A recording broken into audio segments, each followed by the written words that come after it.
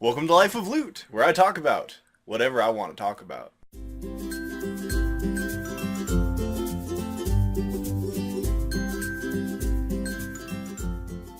So look who I got with me today! Hey, what's up, guys? That's right, my brother's here with me today. He's here to talk about the Aspire Nautilus. Also, we're going to be vaping on the Aspire Nautilus along with some Huckleberry at 6 milligrams of nicotine. RDA, not the Nautilus. Fuck. Also, we're vaping on this RDA here. We got a dual coil build, and we're smoking on some Huckleberry. That's 6 milligrams. Warning, me and my brother are idiots. Do not try this at home. So unfortunately, this RDA doesn't have a cap, so we're vaping straight. But you know what? It's still hitting pretty good. Watch this.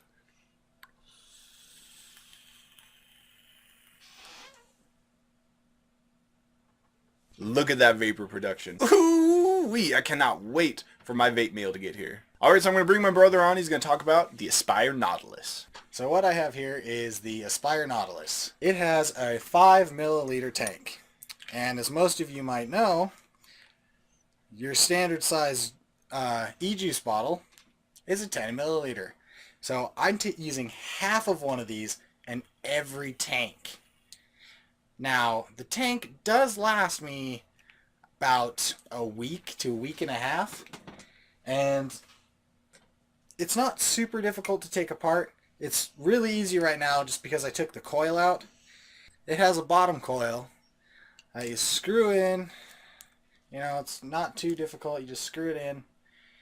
And it has threads on the upper part of the coil for the tank.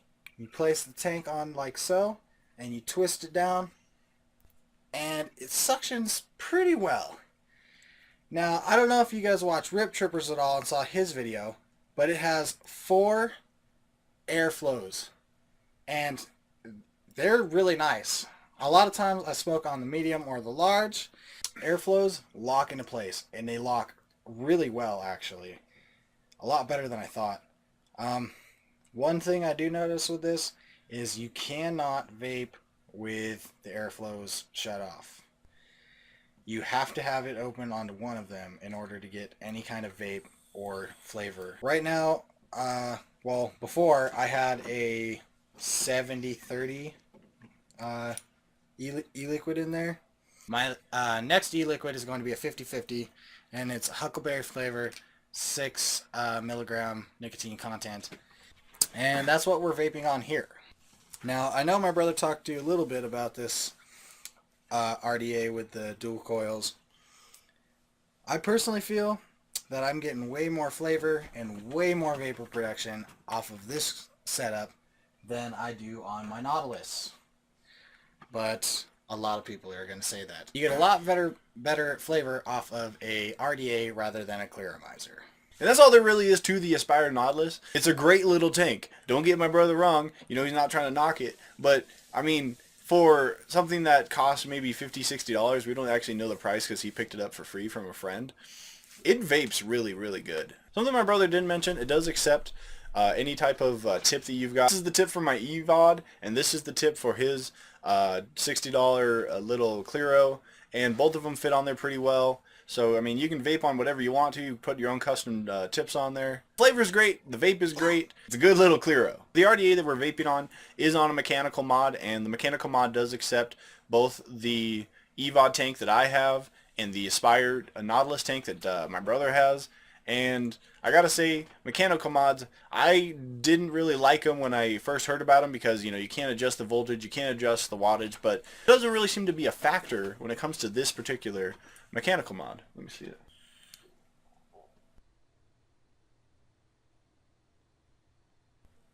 Now, we did notice that with my brother's little Clearo tank, it does not fit onto the mechanical mod or my EVOD, but the Aspire Nautilus and my EVOD will fit onto the battery for that thing. This little thing will power my EVOD and the Aspire Nautilus. That's fucking nuts.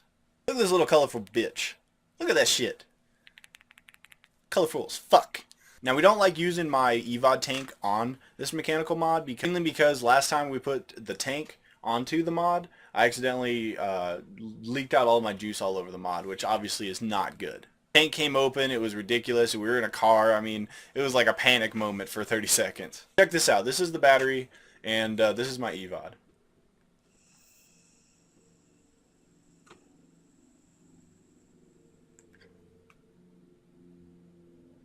Obviously, the vapor production isn't that great, but it's still powering it, and that is insane. I would have never guessed that this little battery could power my EVOD, let alone that Aspire Nautilus. That's really it. I want to talk about this RDA. I want to talk about the Aspire Nautilus. We're going to give a proper review in a couple of days. We just want to give a quick preview of what's going on.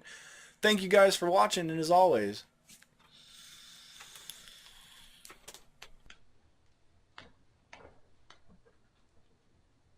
keep on vaping on.